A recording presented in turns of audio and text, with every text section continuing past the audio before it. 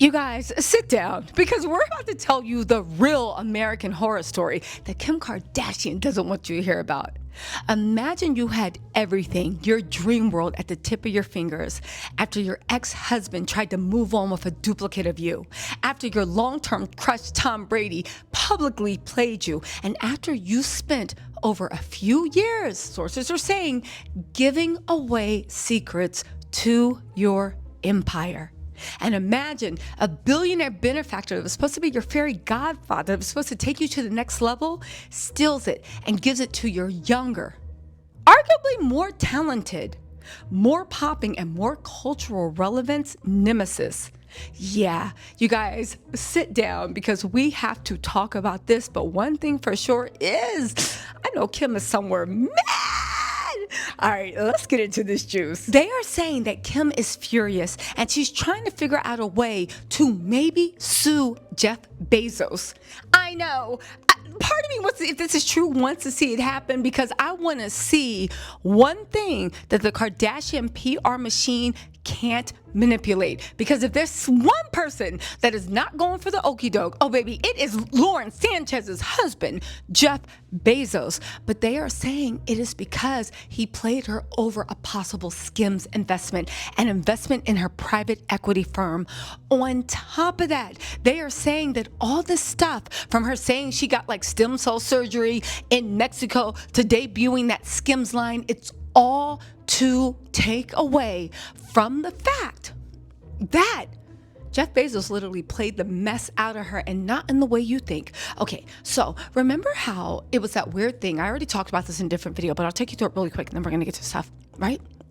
So what happened was Kim went to Jeff Bezos' wedding, okay? Sydney Sweeney was there. Everybody was in Sydney Sweeney's face. Pete is having a kid. I don't know why that would make Kim mad, because at the end of the day, I mean, who wants to have a kid with Pete Davidson? Pete Davidson don't even want to have a kid with Pete Davidson. Seriously, right? Feel sorry for that. Anyway, Pete's having a kid. Kim is up there at the wedding. She's throwing herself at Tom Brady. For some reason, she thinks if he likes her at night in their private dinners, then he'll like her in public. Kim, stop it. This is getting embarrassing. But the one thing that she said she kept being played over was Sydney Sweeney. Think about it. Sydney Sweeney has everything Kim wants to be. Kim has been trying to be Aryan Barbie. She really has. The only thing is, Kim, you're Armenian. You got 4 kids. They're mixed. And you are a mother of 4 in your 40s. Okay? I know you're doing soft corn with Tesla bots trying to show everybody, no, I can be the face of fascist Barbie, but you don't fit the mold. Plus, you got Kanye as an ex, and I know Kanye is always making love songs to the mustache one, but, you know, Kanye's disqualified from being white supremacist too. I'm just saying, right? I'm just saying. Anyway, Sydney Sweeney, whether she wants to or not, has been crowned that new princess, okay? They say she's younger. She's hotter. Her body's real. Regardless of what you think of her face is real, okay? Beauty is subjective. They're saying that she is the real deal. And because she is half Kim's age, she really can't compete. This has Kim in a tizzy, or so you would think, because the people that did a little bit more research, and again, take these sources for what they're worth, right? They're saying it goes deeper than that. See, here's the thing. Kim has been courting Jeff Bezos for the last 2 or 3 years, actually ever since she's with Pete. When Kim started that private equity firm, sources are saying she expected a huge investment from Jeff Bezos. Now, for a while, Jeff, Lauren, and Kim seemed like a throuple. Who knows what was going on, but baby, they seemed unusually close, and it seemed like it was at Jeff's behest. A lot of people thought that they might have been dating. Well, sources are saying the truth is actually a little bit even more odd. See, here's the thing. Kim's a Kardashian to her heart. In my opinion, she would take that in a minute. Kim has done sneakier stuff for less. If Lauren Sanchez's man really wanted her sitting by his side, oh, she would have cut off all her sisters to sit at a billionaire's side. One thing Kim loves is a surgically enhanced face and body, and she loves some money, okay? Right? So people said when it gets down to that, Jeff and Kim were cozying up to each other. He was asking her all these questions about Skims, about her business, about what's going on. Around this time, people are saying that she was starting to get tired of Emma Gerd. Not because Emma Gerd, Greed, whatever her name is, isn't good at what she does, it's because when she is good at what she does, she expects to be taken seriously. She's very good at what she does, but she wants to be acknowledged for it. Good American, she's the face of that. She was getting mad that Emma Gerd was getting all these accolades for what she did to Skims because Kim thought that should be hers. But the thing is, I mean, anybody with a thinking man knows, Kim, shut up. You did not build this business. Of course it was Emma Gerd, Greed, whatever her name is, okay? So Kim was already annoyed that she had to share some of the accolades, okay? So she had cozied up to Jeff Bezos, working him, doing the little Kardashian hustle. That's when she launched Sky Investment Partners.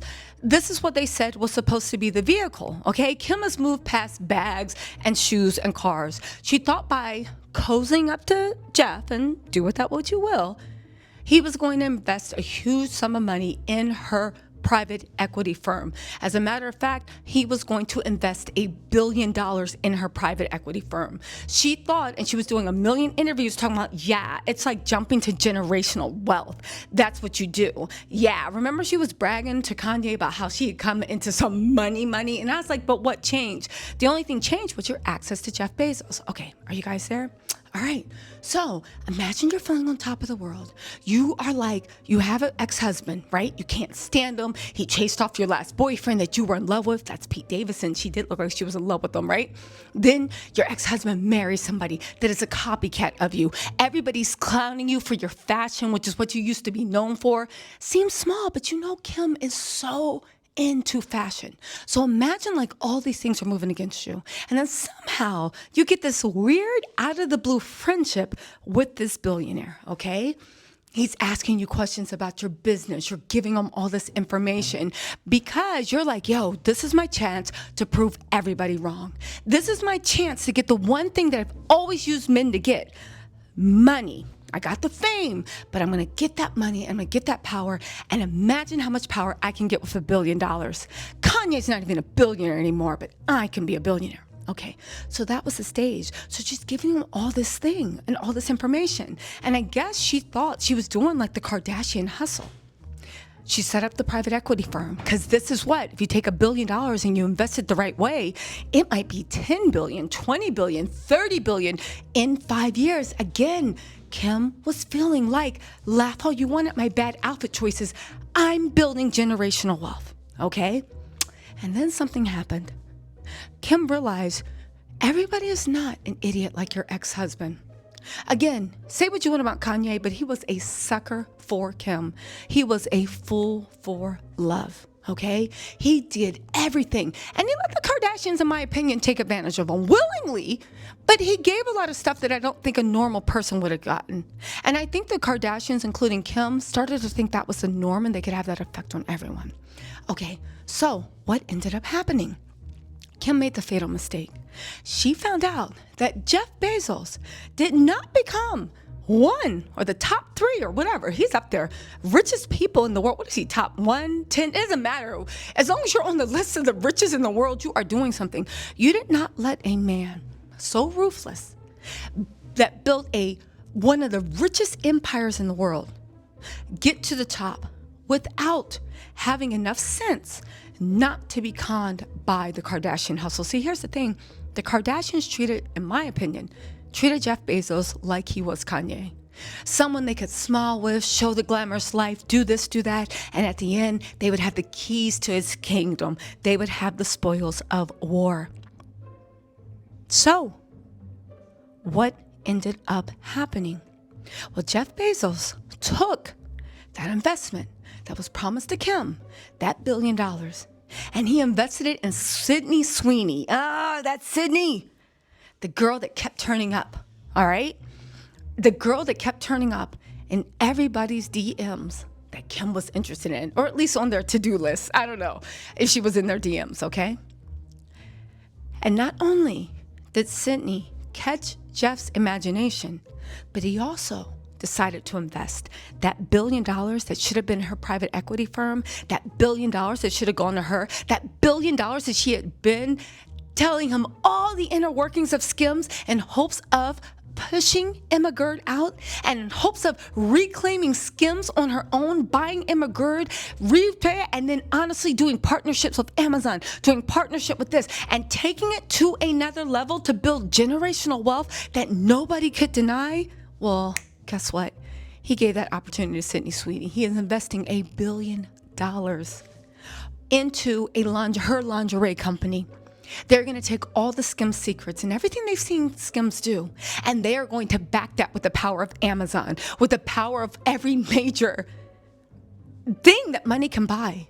And they are going to make a dupe copycat Skims. And in that, Kim found out that you just don't scam a billionaire like that. But there's more, okay? Because around the time that Kim found out that Bezos wasn't going to invest that $1 billion in her, she was demoted from Sky Capital Partners down to the founder page, which means she is not actively involved, and it means that that private equity firm is dead in the water. The only thing she was able to invest in was Truff hot sauce, and that was in her own money. Again, you thought you were going to scam a billionaire that literally got sued because he times the seconds his drivers take to go to the bathroom? I mean, let's be serious. You guys, listen.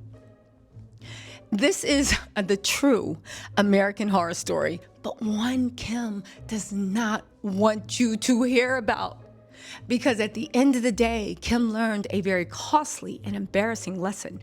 Everybody's not Kanye, and everybody will not let you take advantage of them the way that you took advantage of him. Now, again, who knows? Did Jeff Bezos play Kim? Was there more to the deal? Maybe Kim didn't win the $1 billion investment and she gave it to Sydney Sweeney because Kim has all the money she needs. Wasn't she just named a billionaire? Yeah, maybe. Something tells me she wanted that investment. Anyway, you guys, let me know what you think in the comments. I'll talk to you guys later. Bye.